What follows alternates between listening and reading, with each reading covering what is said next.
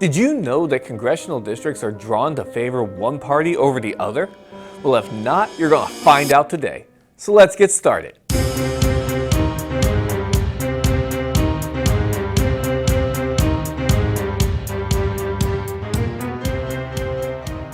How's it going, everybody? Welcome to Virtual History 360. I'm Mr. Wade, and today we are talking about gerrymandering. This is when politicians redraw voting districts to benefit their political party. More specifically, we'll be looking at the history of redistricting and what it looks like today. The practice of manipulating voting districts to secure political power started long before the fearsome gerrymander.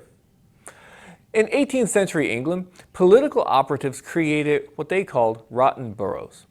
These boroughs or areas with only a few eligible voters, making it easy for politicians to buy the residents' votes and gain seats in Parliament. If you ask Professor Thomas Hunter from the University of West Georgia, he would tell you that after English colonists founded the United States, gerrymandering began pretty much almost immediately. He says that there is evidence that Virginia, North Carolina, and South Carolina drew districts to benefit some candidates over others in the late 18th and early 19th centuries.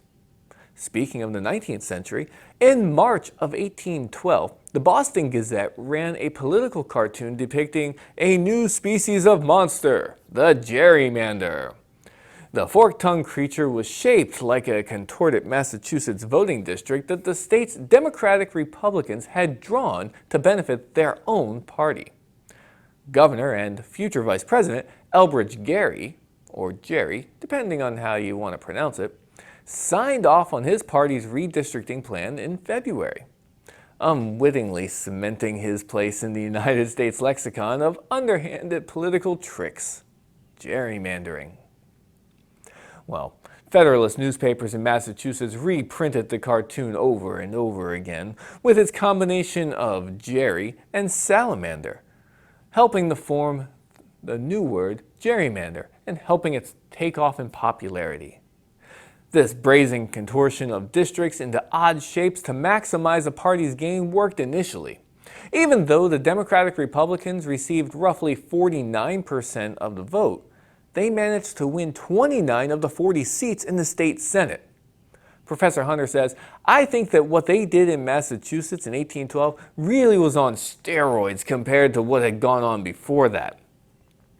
So, this led to a backlash against the state's Democratic Republican Party. You can see why, right? But don't be confused, and don't get this party confused with the Republican Party that was established in 1854. You know, the party of Lincoln. That's a different one. So, moving on. The next year, the Federalists regained control of the state legislature. Ironically, it was the Democratic-Republicans' thinly drawn districts that allowed the party to lose those districts with only a small shift in political opinion. Now, once in power, the Federalists redrew the districts. Now, though the Massachusetts monster was dead, for the moment at least, the practice of gerrymandering continued for over 2 centuries. Usually increasing or decreasing, depending on the intensity of two-party competition at any given time. I mean, there were fewer obvious instances of gerrymandering during the so-called era of good feelings, and that's from the years 1815 to 1825. Yet gerrymandering increased in the 1830s after politicians established the rival Democratic and Whig parties. Moving forward in time, when black men won the right to vote after the Civil War, Professor Hunter says gerrymandering was taken up a notch.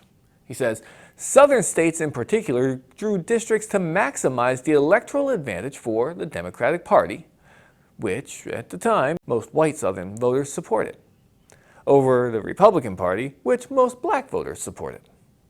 This is when states started to draw those more long, stringy districts. The goal of these was usually to concentrate as many black voters as possible into one district so that the rest of the districts could have a white majority. In fact, after the 1900 census, some states didn't bother to change their districts at all until the 1960s, and that's when the U.S. Supreme Court got involved. You see, the United States Supreme Court changed things with a series of court decisions known as the Redistricting Revolution. Under Chief Justice Earl Warren, the court ruled that all state voting districts must have roughly equal populations. Makes sense, right? In addition, states must adjust their federal congressional districts after every 10-year census so that each of the 435 members in the U.S. House of Representatives represents roughly the same number of people. Pretty much, that's the system we have today, right? Combine this with the Voting Rights Act of 1965, which protected Black Americans' right to vote. These Supreme Court decisions ensured voters were more evenly represented in their state legislatures, as well as in the U.S. House of Representatives. But within a couple of decades of this, computer technology made it easier for political operatives to strategically map districts to benefit their party even under these new rules.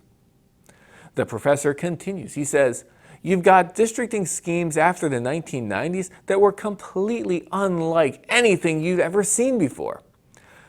Take a look at this. North Carolina's 12th district became known as the I-85 district because it basically ran along the interstate highway, and at one point even growing narrower than the highway itself to stretch it out. Now, modern forms of gerrymandering continues. Hunter says, in some ways it's politicians picking their voters, as opposed to voters picking their politicians. Seems a little odd, right? So let's talk about how it actually works today. There are multiple ways to gerrymander. While legislative and congressional district shapes may look wildly different from state to state, most attempts to gerrymander can best be understood through the lens of two basic techniques. These are cracking and packing. Cracking splits groups of people with similar characteristics, such as voters of the same party affiliation across multiple districts. Okay, so spreading the numbers out. With their voting strength divided, these groups struggle to elect their preferred candidates in any of the districts, because they're smaller numbers, right? Packing is the opposite of cracking. This is where map drawers cram certain groups of voters into as few districts as possible, like the example I gave earlier. In these few districts, the packed groups are likely to elect their preferred candidates, but the group's voting strength is weakened everywhere else. Now, some or all of these techniques may be deployed by map drawers in order to build a partisan advantage into the boundaries of these districts. Now, it's important to note this. While sometimes gerrymandering results in those oddly shaped districts, the long stringy districts I mentioned earlier, this isn't always the case. Cracking and packing can often result in regularly shaped districts that look appealing to the eye, but nonetheless skew heavily in favor of one party. In the real world, this is similar to what we see in Pennsylvania. I mean, look at this. In 2012, Democrats won 51% of the popular House vote, but only won 5 out of 18 House seats. That's fewer than a third. This was because of when Pennsylvania Republicans redrew the state's congressional districts, they made highly irregular districts like this one here.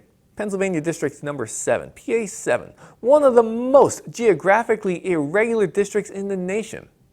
Now, I think we can all agree that this is pretty unfair. I mean, shouldn't districts just be spread among the population regardless of their political affiliation? While both parties may be guilty of gerrymandering, that doesn't make it the right thing to do, now does it? So now that you know a little bit more about gerrymandering, now's when I want to hear from you. Have you ever seen congressional districts with funny shapes? The ones stringy and circular, right? What about the district that you live in? Has it been created unfairly? Take a look. Look it up yourself and tell me in the comments below. Alright, you've made it this far in the video. That means you like the videos. That means you're supporting this channel, and I appreciate you. But I'm going to ask for a little bit more. If you want to support me, you can do this directly by going to buymeacoffee.com. There's a link in the description. It takes you right there. You can give a one-time donation. You can buy me a cup of coffee for $5, or you can become a monthly subscriber, which gives you perks like shout-outs and even a sub for the day, a 30-minute Zoom session if you want to follow that. So all the details are at buymeacoffee.com, okay? So click that link and check it out. I have some big things planned for the channel, and I need your help. So thank you for what you already do, but let's take it one step further to help this channel grow. And be sure, like always, hit that like button, so YouTube knows to share this video with everyone. And if you haven't already, don't forget to subscribe. Let's turn that red button gray. And if you want, check out these other videos that you see to the side here. I have other history videos or civics videos. I have my 360 videos that you can look all the way around. So I've got a lot for you to check out. So do yourselves a favor, because I know you're going to like them. For Virtual History 360, I'm Mr. Wade. I'll see you next time.